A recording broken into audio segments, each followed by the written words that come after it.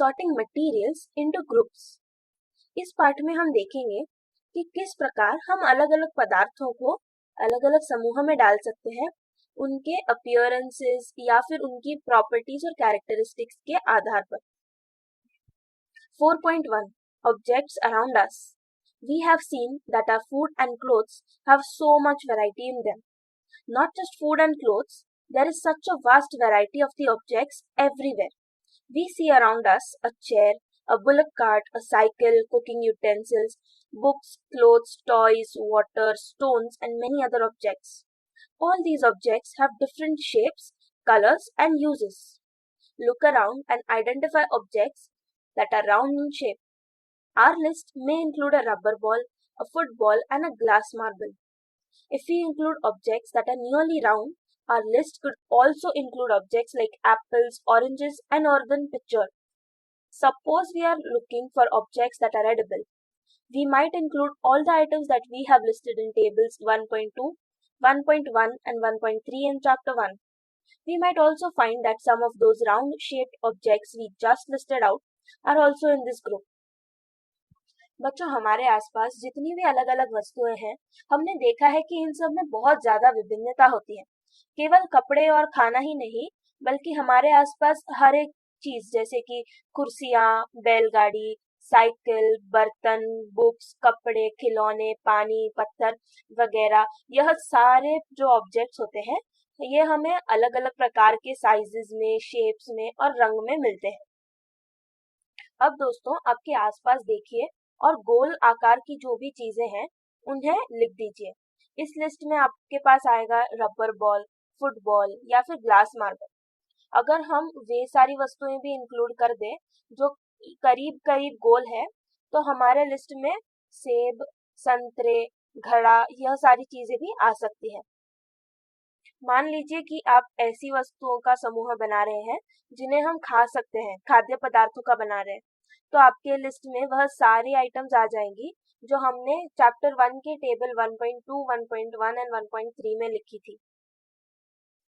अब सोच लीजिए कि आपको एक समूह बनाना है ऐसी वस्तुओं का जो प्लास्टिक से बनी है, तो इसमें आप लिख देंगे बकेट्स, लंच बॉक्सेस, आपके खिलौने, पानी की बोतलें, पाइप वगैरह, यह सारी चीजें।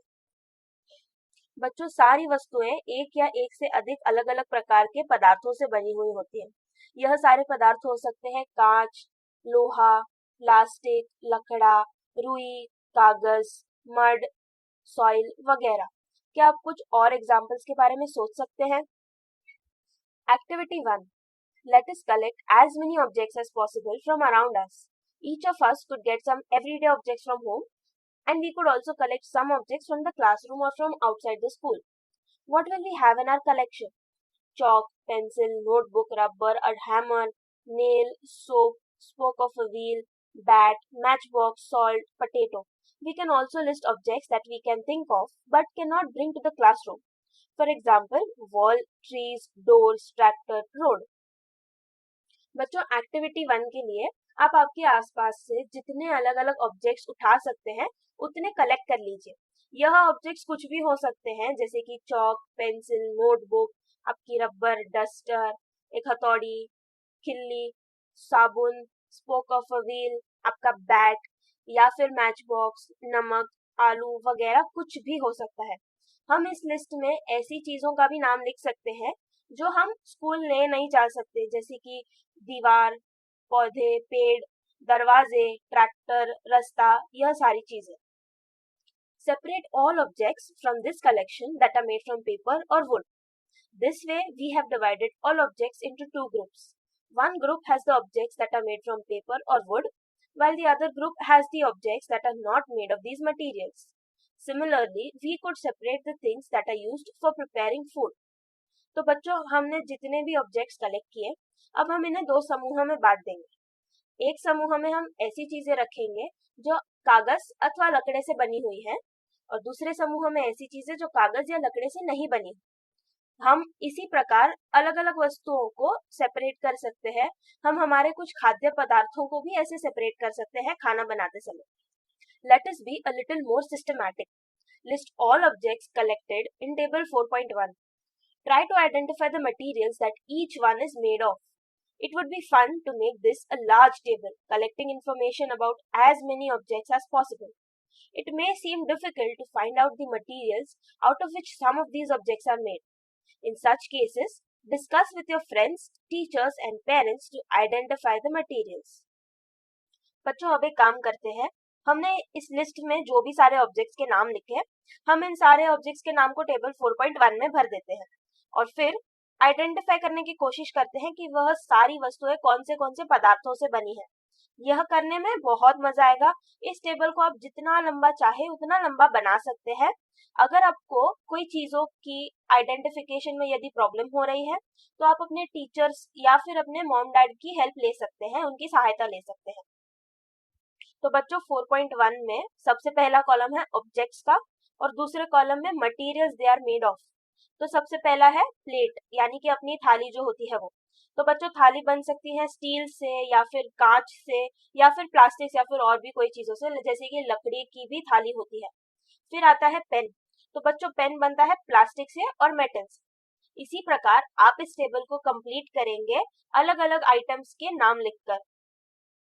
Activity 2, Table 4.2 lists some common materials. You can also add more materials in column 1 that are known to you. Now try and think of everyday objects you know that are made mainly of these materials and list them in column 2. तो बच्चों हमने activity 1 में object देखा और object कौन से पदार्थों से बना है वह लिखा। एक्टिविटी 2 के लिए हमें टेबल 4.2 दिया गया है। इसमें एक कॉलम में हमें मटेरियल्स के नाम दिए गए हैं और उनके सामने हमें कुछ ऐसे वस्तुओं के नाम लिखने हैं जो उन मटेरियल से बनाए जाते हैं, जैसे कि वुड। तो बच्चों वुड से हमारे घर में कुर्सियां बनती है, टेबल्स बनता है, फिर बैलगाड़ी बन सकती है, बैलगाड़ी के पहिए बन सकते हैं। पेपर से देखा जाए तो पेपर से हमारी किताबें बनती हैं, नोटबुक्स बनती हैं, न्यूज़पेपर, खिलौने, कैलेंडर्स, यह सारी चीजें बन सकती हैं। इसी प्रकार आप इस टेबल को पूर्ण करेंगे। What do we find from these tables? First, we grouped objects in many different ways. We then found that objects around us are made of different materials. At times, an object is made of a single material. An object could also be made of many materials. And then again, one material could be used for making many different objects. What decides which material should be used for making any given object? It seems that we need to know more about different materials. बच्चों हमने table 4.1 और 4.2 से यह देखा कि हमारे जितने भी ऑब्जेक्ट्स हैं वे सारे अलग अलग प्रकार की वस्तुओं से बने हुए होते हैं, अलग अलग पदार्थों से बनते हैं। कई दफा ऐसा भी हो सकता है कि कोई एक ऑब्जेक्ट एक ही मटेरियल से बना हो, या फिर एक ऑब्जेक्ट बहुत सारे मटेरियल से बना हो, या फिर एक ही मटेरियल से हमने काफी सारे अलग अलग ऑब्जेक्ट्स बनाए हो। तो बच्चों क्या आप मुझे बता सकते हैं कि यदि हम कभी कोई वस्तु बना रहे हैं तो हम उसमें कौन से मटेरियल्स यूज करेंगे, यह हमें कैसे पता चलेगा? हमें इस बारे में ज्यादा जानकारी लेनी चाहिए। तो आइए आगे पढ़ते हैं। 4.2 page number 28, properties of materials. Have you ever wondered why a tumbler is not made with a piece of cloth? Recall our experiments with pieces of cloth in chapter 3 and also keep in mind that we generally use a tumbler to keep a liquid. Therefore, would it not be silly if we were to make a tumbler out of cloth? What we need for a tumbler is glass, plastics, metal or other such material that will hold water. Similarly, it would not be wise to use paper-like materials for cooking vessels. बच्चों क्या आपने कभी सोचा है कि हमारे जो पानी का ग्लास होता है वह कपड़े से क्यों नहीं बनाया जाता? हमने चैप्टर 3 में कपड़े पर जो एक्सपेरिमेंट्स किए थे उनसे हमें यह पता है कि उनमें कुछ गैप्स होते हैं। तो बच्चों हम टम्बलर यानी कि ग्लास का उपयोग अधिकतर पानी भरने के लिए ही करते हैं। तो यदि आप ऐसी वस्तु ले जिनमें होल्स है तो वह तो पानी भरते ही पानी नीचे गिर जाएगा, जैसा कि फिगर 4.2 में दिखाया गया है। इसी प्रकार हम खाना बनाने के जो बर्तन हैं उन्हें हम कागज से तो बना नहीं सकते। We see then that we choose a material to make an object depending on its properties and the purpose for which the object is to be used. So, what are all the properties of materials that would be important for their usage? Some properties are discussed here. तो बच्चों इससे हमें पता चलता है कि यदि हम कोई वस्तु बनाना चाहे तो उसके लिए हमको मटेरियल्स की प्रॉपर्टीज देखकर मटेरियल सिलेक्ट करना होगा। तो बच्चों मटेरियल की ऐसी कौन सी प्रॉपर्टीज है जो उनके यूजेज के लिए इम्पोर्टेंट होती हैं? कुछ प्रॉपर्टीज यहाँ डिस्कस की गई है। Appearance, materials usually look different from each other. Wood looks very different from iron. Iron appears different from copper or aluminium. At the same time, there may be some similarities between iron, copper and aluminium that are not there in wood. सबसे पहली property है appearance, यानी कि उसकी दिखावट, वह दिखता कैसा है। तो बच्चों मटेरियल्स यूजुअली एक दूसरे से अलग अलग दिखते हैं। लकड़ा लोहे से बहुत ज्यादा अलग दिखता है। लोहा तांबे और एल्यूमिनियम से अलग दिखता है, लेकिन उसी सेम समय पर उनमें कुछ सिमिलैरिटीज भी हो सकती है जो वुड में नहीं होगी। Activity 3, collect small pieces of different materials, paper, cardboard, would, copper wire, aluminium sheet, chalk. Do any of these appear shiny? Separate the shiny materials into a group. तो बच्चों एक्टिविटी 3 के लिए हमें कुछ छोटे छोटे टुकड़े कलेक्ट करने हैं अलग अलग चीजों के, जैसे कि पेपर, कार्डबोर्ड, लकड़ा, कॉपर का एक वायर, एल्यूमिनियम की शीट और चौक। बच्चों क्या इनमें से कुछ पदार्थ आपको चमकीले नजर आते हैं? तो इन चमकीले पदार्थों को हम अलग ग्रुप में डाल देंगे। Now observe as the teacher cuts each material into 2 pieces and look at the freshly cut surface. What do you notice? Does the freshly cut surface of some of these materials appear shiny? Include these objects also in the group of shiny materials. बच्चों अब जैसे आपकी teacher हर एक material को 2 टुकड़ों में काटती है, तब आप उन दोनों टुकड़ों के जो ताजा कटे हुए हिस्से हैं उनको देखिए, जैसा कि फिगर 4.3 में दिखाया गया है। आपने क्या देखा? क्या कोई कोई पदार्थों के जो ताजा कटे हुए हिस्से हैं वह आपको चमकीले दिखते हैं? इन सारे ऑब्जेक्ट्स को भी आप चमकीले पदार्थों की लिस्ट में डाल दीजिए। Do you notice such a shine or luster in the other materials? Cut them anyway as you can. Repeat this in the class with as many materials as possible and make a list of those with and without luster.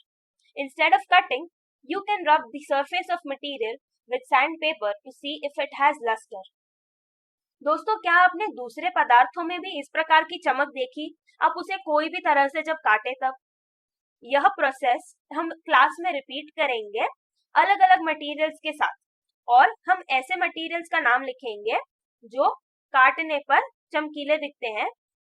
Instead of cutting, बच्चों काटने की जगह आप उसको sand भी कर सकते हैं, उसे सैंड पेपर पर रगड़ सकते हैं, यह देखने के लिए कि वह चमकता है या नहीं। Materials that have such luster are usually metals. Iron, copper, aluminium and gold are examples of metals.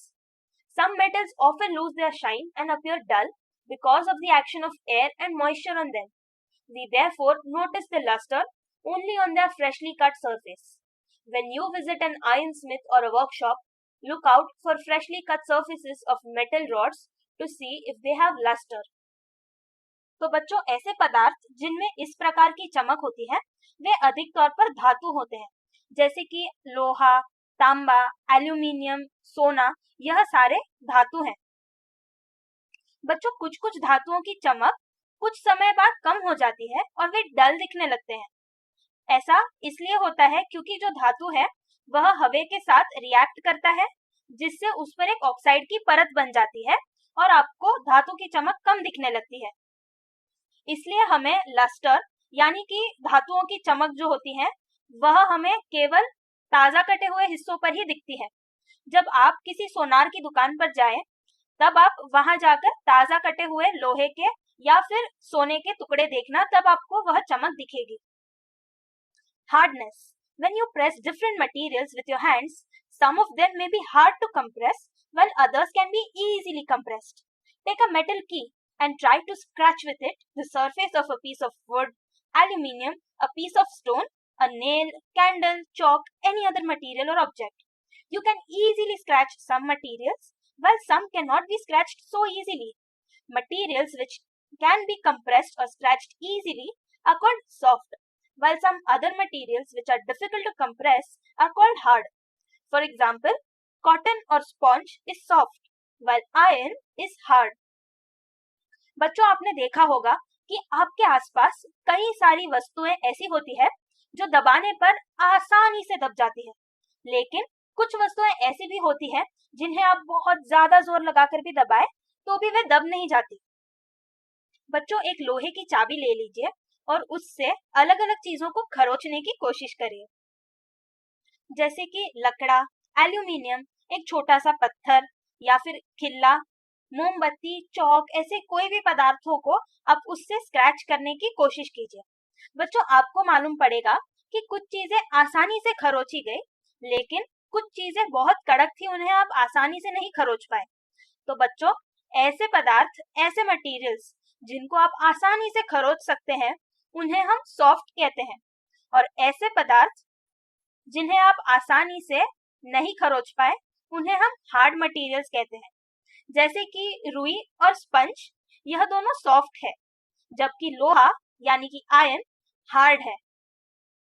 In appearance, materials can have different properties like luster, hardness, be rough or smooth.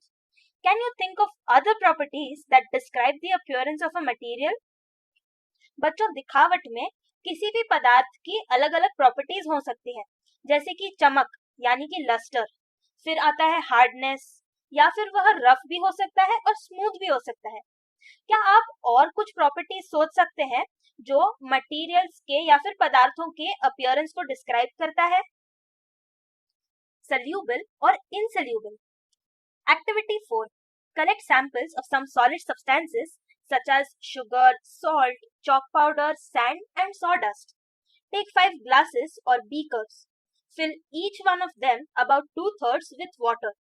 Add a small amount, spoonful of sugar to the first glass, salt to the second, and similarly add small amounts of other substances into the other glasses. Stir the contents of each of them with a spoon. Wait for a few minutes. Observe what happens to the substances added to water. Note your observations as shown in table 4.3. बच्चों, activity 4 के लिए हम कुछ solid substances के samples ले लेंगे, जैसे कि शक्कर, नमक, चौक का पाउडर, रेती और सॉडस्ट।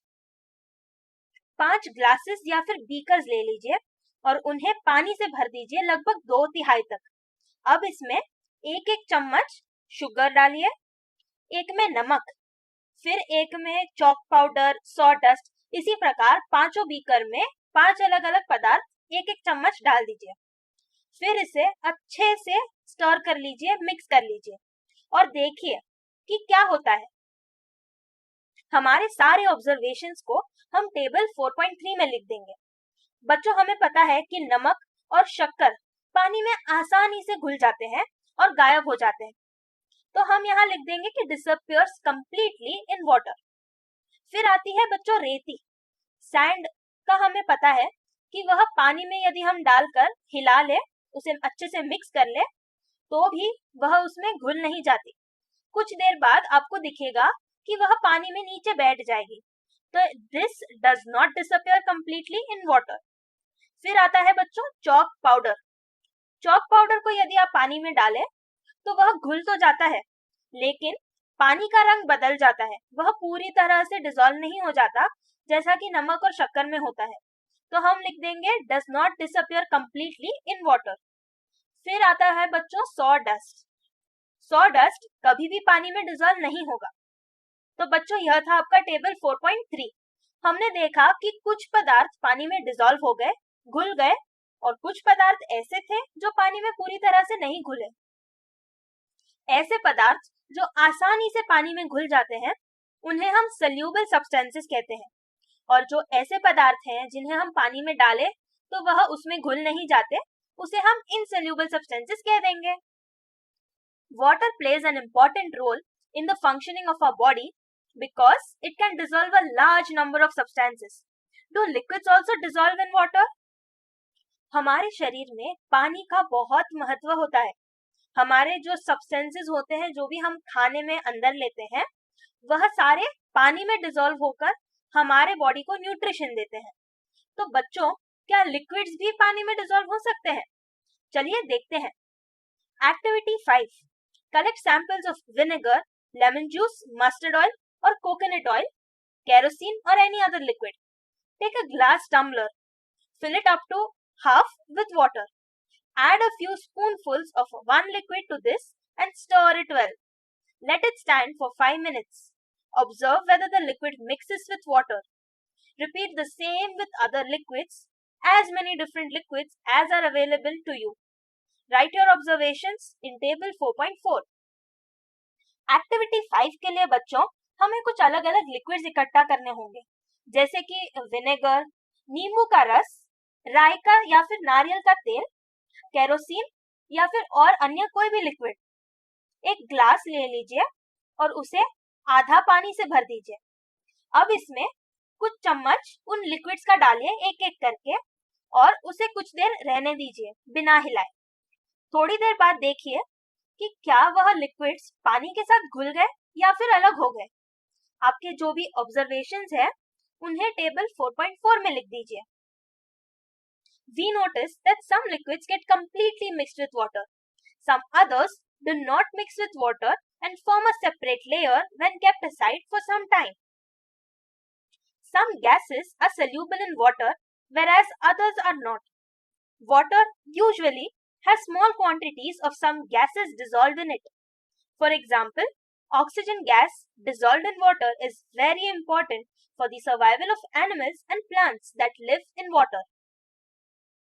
दोस्तों, कुछ गैसेस पानी में घुल जाते हैं, लेकिन कुछ गैसेस पानी में बिल्कुल नहीं घुल सकते। पानी में आमतौर पर थोड़ी मात्राओं में, छोटी मात्राओं में गैसेस डिसॉल्व होते हैं, जैसे कि ऑक्सीजन गैस। बच्चों, पानी में ऑक्सीजन गैस डिसॉल्व होना हमारे और पौधों की सेहत के लिए बहुत ही आवश्यक होते हैं। Objects may float or sink in water. While doing activity 4, you might have noticed that the insoluble solids separated out from water.